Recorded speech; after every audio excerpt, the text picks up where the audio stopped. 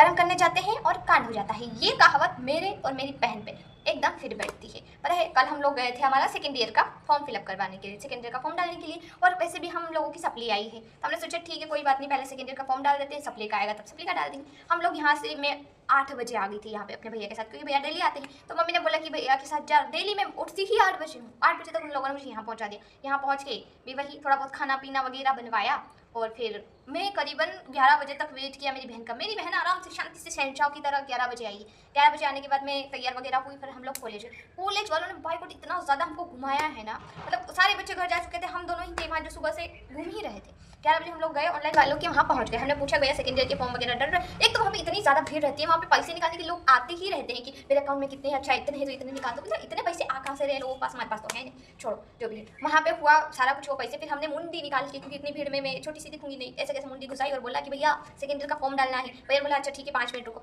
वहाँ पे फिर उन्होंने बोला कि अच्छा चालान कटेगा। हमने बोला कितने पैसे लगेंगे, उन्होंने बोला कि 5,050। हम लोग थे कंगाल, हमारे पास 1 रुपया नहीं है, और हम लोगों को भरना है, हम 2 बहनें थी, टोटल मिला के 10,000 रुपये बनते हैं हमारे, और पैसा 1 रुपये लेके नहीं आए हम लोग। फिर जैसे तैसे हम लोग सोचा कि चलो आखिरी डेट क्या है यही बता दो, उसके बाद भर देंगे। उन्होंने बताया कि भैया बोला 23। भैया 2 दिन बात तो थी, मैंने सोचा कब जाऊँगी वापस आऊँगी क्या दिक्कत, सोचा कुछ अरेंजमेंट करते हैं। तो हमने फिर मेरे पास पड़े थे कुछ 4,500 रुपये। उसके बाद मैंने थोड़ा बहुत अरेंज करने के लिए फ़ोन करने लगी। मैंने अपने भाई को फ़ोन किया जैसे मैं मांग रही थी, उन्होंने डायरेक्ट बोल दिया कि मेरे से नहीं हो रहा है। मतलब जब मैं कुछ करती हूँ ना तब तक कुछ ना कुछ गड़बड़ हो ही जाती है। फिर जैसे तैसे मैंने अपने फ्रेंड को फ़ोन किया और बोला कि पैसे भेज दी, उसने भेज दी, बड़ी अच्छी फ्रेंड है मेरी, उसने भेज दिया। मैंने सोचा चलो मेरा काम तो हो गया।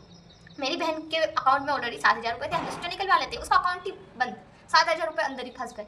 हम बोल रहे हैं भैया को भैया निकलेंगे ही पैसे कि ऐसे हमारे पैसे चले जाएंगे, वैसे भी हम लोग कंगाल है। भैया हंसने लगे। भैया ने बोला कि हाँ आपको वहाँ पे ही जाना पड़ेगा, पोस्ट ऑफिस वाली बैंक है तो वहीं जाना पड़ेगा, वहीं से निकलवाने पड़ेगी। अब मान लो कि पापा 5,000 रुपये चाहिए हमको एडमिशन के लिए। उसके पापा ने बोला कि पहले नहीं बता सकती थी। उसने बोला कि मुझे ये अभी पता चला, मैं तुमको क्या ही बताती पहले। तो उसके पापा ने बोला कि बेटा ठीक है बाद में करवा लेना, अभी मंडी जाऊँगा वहाँ से आऊँगा पैसे आएंगे तभी। तो उसने कोई बहस नहीं की, उसने बोला कि हाँ पापा ठीक है, फ़ोन रख दिया, क्योंकि उसको नहीं आगे बात बढ़ानी थी। फिर सोचा कि चलो ठीक है। लेकिन पिछले साल भी यही हुआ था, पिछले साल भी मेरा एडमिशन फॉर्म मैंने डाल दिया था, उसके पैसे के लिए उसने पापा फ़ोन लगाया था, तब पापा ने पैसे नहीं दिए थे, तब वो रोने लग गई थी। उसके बाद थोड़े दिन बाद ही हमने उसका फॉर्म डाला था। इस बार भी कुछ ऐसा ही हुआ। हम लोग पर कॉलेज वालों ने इतना घुमाया हमको। हम जैसे ही कॉलेज में गए उन्होंने बोला कि ये फॉर्म तभी जमा करेंगे जब तुम स्वयं पोर्टल पर ही करवा के आओगे। हम स्वयं पोर्टल के लिए उधर सर के पास गए, हमने सब कुछ कर लिया हो। उसके बाद सर के खाली साइन चाहिए थे।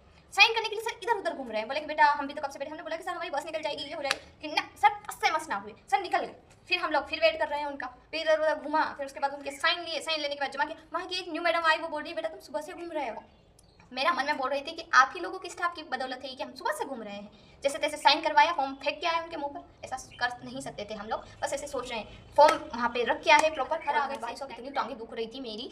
फिर थोड़ी देर आराम किया, और मेरी बहन की 3:30 बजे बस थी। 3 बजे वो आ गई थी, उसको भूख लगी, उसने खाना खाया, फिर मैंने चाय बनाई, चाय पिला, हम निकल गए बस के लिए। तो बस जैसे पिछली बार हम गए थे ना, कम से कम 1 घंटा वेट करवाया था बस। को टाइम कुछ पता नहीं रहता कब आएगी बस, कब जाएगी। तो हम 3:30 बजे का मान के चले, और वहाँ से 3:20 के करीबन निकल गए। वो तो अच्छा हुआ कि 10 मिनट में वहाँ पे बस पहुँच गई, और उसको बिठाया और फिर मैं डायरेक्ट घर आ गई।